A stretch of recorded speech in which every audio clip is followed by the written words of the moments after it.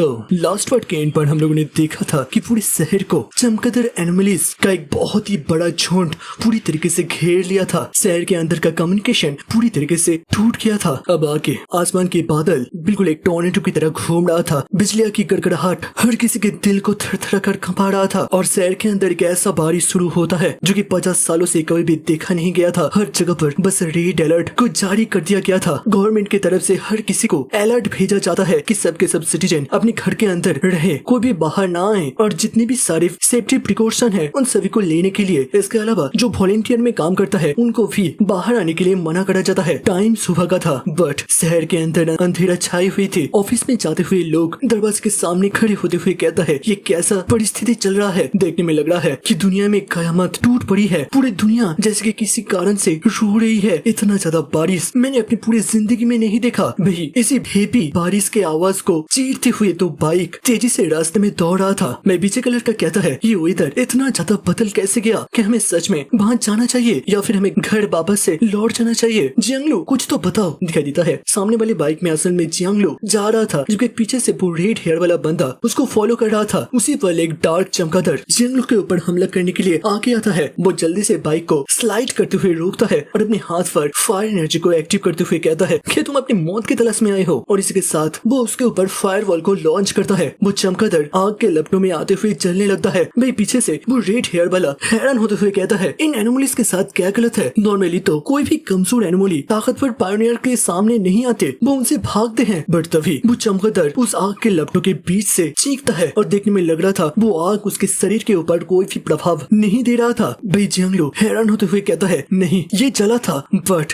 एक फिनिक्स की तरह ये दोबारा से अपने आप को हील कर लिया या फिर कह दो अपनी राख से दोबारा जिंदा हो गया। लगता है इस शहर काफी ज्यादा अजीब है। यहाँ के लोग और यहाँ के एनिमल्स बहुत ही ज्यादा टेरिफाइंग है। असल में ये लोग शहर के बाहर से यहाँ पर आए थे। उनको लग रहा था कि फैंग के जैसे लोग और इन चमगादड़ के जैसे एनिमल्स इस शहर के अंदर कॉमन है। भाई वो कमेंट करता है हमें घर लौटना चाहिए, ये शहर हमारे लिए नहीं है। भाई शिफ्ट होता है कुछ घंटे पहले जहाँ पर कमेंट सेंटर के अंदर एक मीटिंग चल रहा था जहाँ पर सू हायर रैंक के स्पिरिट एसोसिएशन के लोगों को कहता है हमें जल्द से जल्द फैंगी के साथ एक अच्छा टाई अप बनाना पड़ेगा। यही फ्यूचर के लिए सबसे ज्यादा अच्छा होगा। वो अपने आप को फ्यूचर में जाकर और भी ज्यादा ग्रो कर सकता है। बट तभी मीटिंग में से वीडियो कॉल कटने लगता है। सू इसे देखते हुए हैरान होता है और दूसरे सीन पर वो मॉनिटर में देखता है उस जगह पर वही हंटर स्कॉट का हुडी पहना हुआ बंदा था जो कि बहुत ही ज्यादा घायल होकर पैनिक करते हुए कहता है यहाँ पर बहुत सारे चमगादड़ के जैसे एनिमल्स ने हमला कर दिया है जिसका लेवल कम से कम A क्लास का होगा और ये 24 घंटे से पहले आप लोगों के शहर तक भी पहुंच जाएगा। हमें नहीं लगता हम इसे रोक पाएंगे। दिखाई देता है उसके पीछे शहर के अंदर डिस्ट्रक्शन मचा हुआ था। भाई एसोसिएशन डायरेक्टर और सू का मुंह खुला का खुला रह जाता है। भाई सू कहता है चिंता मत करो, यहाँ के सारी बैकअप टीम और मैं भी अपनी टीम के साथ बहुत ही जल्द वहाँ पर पहुँच रही हूँ। बट कुछ ही पल के बाद उस हंटर स्कॉट का कैप्टन का हालत और भी ज्यादा बिगड़ गया था। उसके पीछे से एक बहुत ही बड़ा सा चमगादड़ चीखते हुए उसके ऊपर हमला करने के लिए आ रहा था। जबकि वो बंदा कहता है मैं गलत था, ये A क्लास का नहीं है बल्कि ये अपने आप को म्यूटेट कर सकता है और अभी ये S क्लास तक पहुंच चुका है और मुझे नहीं लगता इसका कोई अपर लिमिट हो सकता है। और उसके साथ वो बंदा उस बड़े से चमगादड़ का शिकार बन जाता है। कोई कुछ भी नहीं कर पाता। सिंसिप्ट होता है मिलिट्री डिस्ट्रिक्ट के अंदर जो कि शहर के बाहर था। दिखाई देता है उसके ऊपर भी बहुत सारी चमगादड़ के जैसे एनिमल्स गार्ड के दीवार पर हमला कर रहा था और वहाँ पर बड़े बड़े धमाके हो रहे थे। दिखाई देता है वहाँ पर लियान अपने स्पिरिट सॉर्ड के साथ एक पर्पल एनर्जी से उन सारे एनिमल्स के साथ लड़ा था जबकि उसके पीछे से और भी सोल्जर्स उसके मदद कर रहे थे। लियान काफी ज्यादा कोल्ड लुक देता है और आगे बढ़ते हुए अपनी बहुत सारी एनर्जी के स्लैशेस को रिलीज करता है और लियान जब रुकती है तभी बताया जाता है इसके एबिलिटी के बारे में। इसके पास spiritual energy mutation advance metal attribute का एबिलिटी था। इसके माध्यम से वो अपने स्पिरिचुअल एनर्जी को किसी भी रूप में दुश्मन के ऊपर हमला करने के लिए भेज सकता है जिसे डैमेज 200% तक ज्यादा वो बूस्ट दे सकता है। तभी पीछे से एक बंदा जमीन में लैंड करता है। उसके शरीर से येलो कलर का क्रैकलिंग थंडर एनर्जी बह रहा था। लियान उसको देखते हुए सोचती है लगता है ये सारे चमगादड़ डार्क एट्रीब्यूट के हैं जो कि अपने नंबर्स को स्प्लिट होते हुए बहुत ही जल्द बढ़ा सकता है और मैं इसे जितना भी ज्यादा घायल कर दूं लग रहा है इनको मारना पूरी तरीके से इम्पॉसिबल है। कैसा हो सकता है कि ये लोग हमें यहाँ पर रोकने के लिए बस आए हैं। तभी पीछे का वो बंदा अपने सिर को उठाता है जो कि देखने में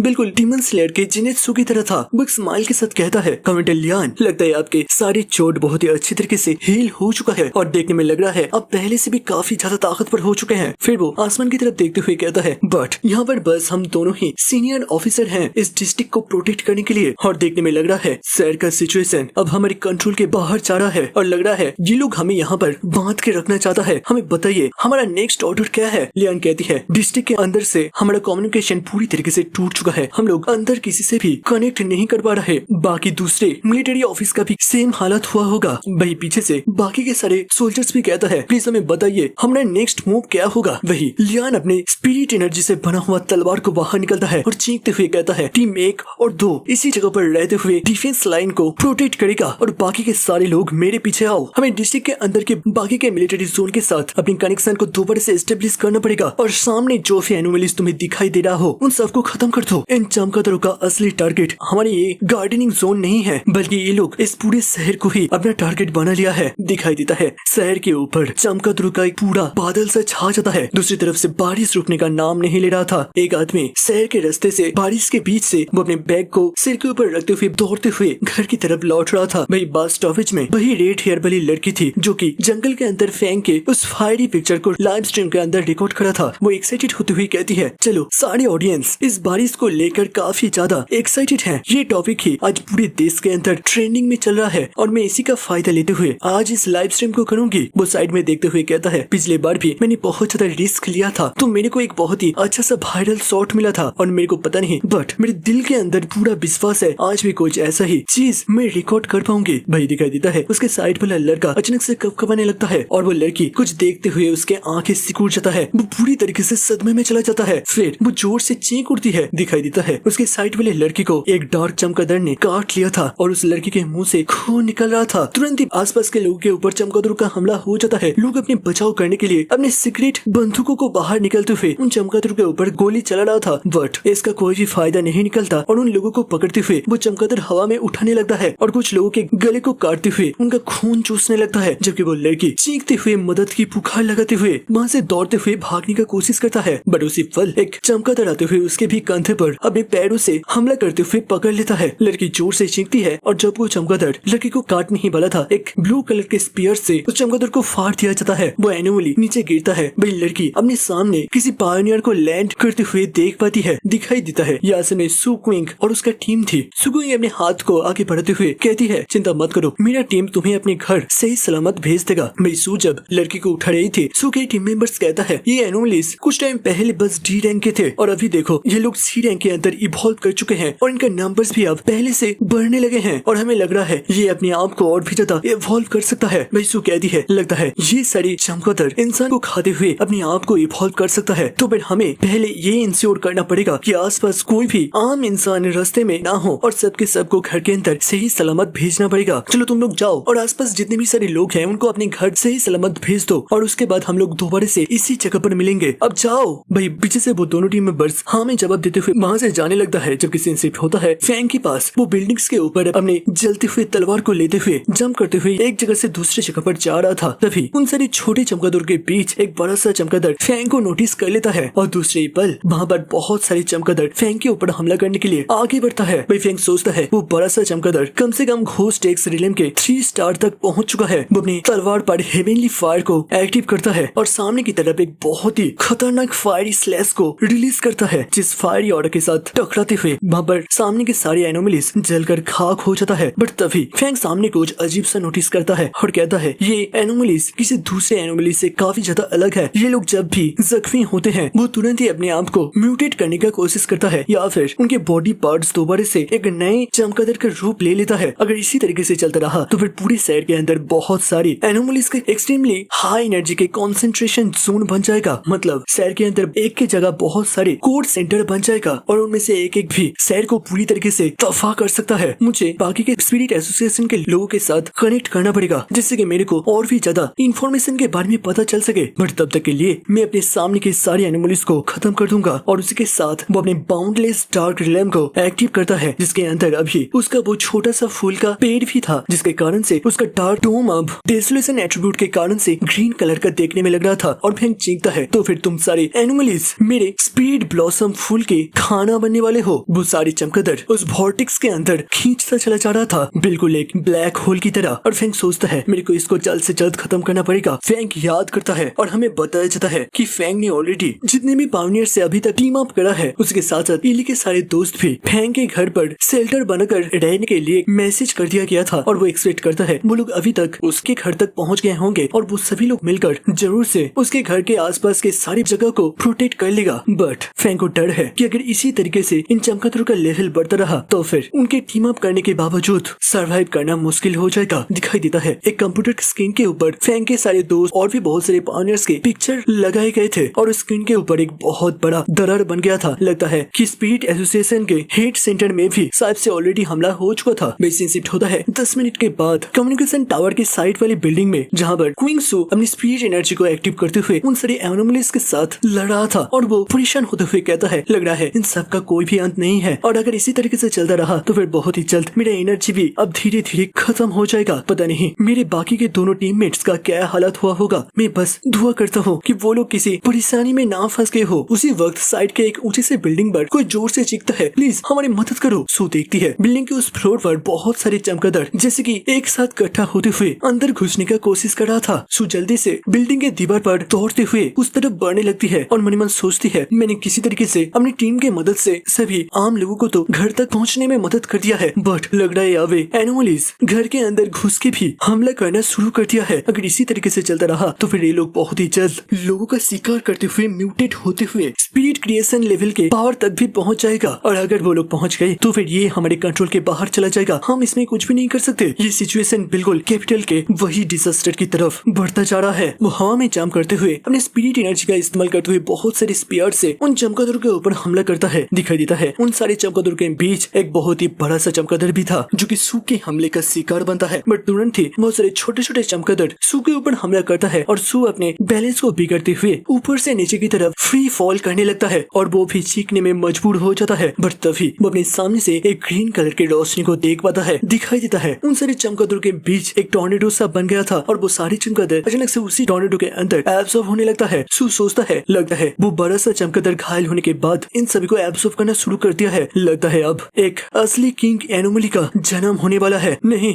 ऐसा नहीं हो सकता। और दोस्तों इसके साथ ये स्टोरी 2 बड़े से अपडेटेड हो चुका है। क्या लगता है क्या फैंग सही वक्त में आते हुए क्विंग सू को बचा पाएगा? क्या फैंग ने जैसे कि सोचा था समय अब और भी ज्यादा तेजी से बहने लगा है और जो भी चीज फ्यूचर में जाकर होने वाला था वो अब उससे बहुत ही पहले घटित होने वाला है। नेक्स्ट पार्ट काफी ज्यादा इंटरेस्टिंग होने वाला है। अगर आज का वीडियो अच्छा लगा तो जरूर से लाइक बटन को दबाते हुए हाइप भी बिल्कुल कर देना। बाकी आप चैनल में नए हैं या फिर इस सीरीज अच्छा लगा है तो इस सीरीज के साथ बने रहने के लिए सब्सक्राइब बटन को दबा दीजिए। बाकी तो मिलते हैं नेक्स्ट वीडियो के अंदर, तब तक के लिए देखते रहिए, सुनते रहिए और सुनाते रहिए। बाज़नी 2.0 stay happy, stay safe, peace out and good bye.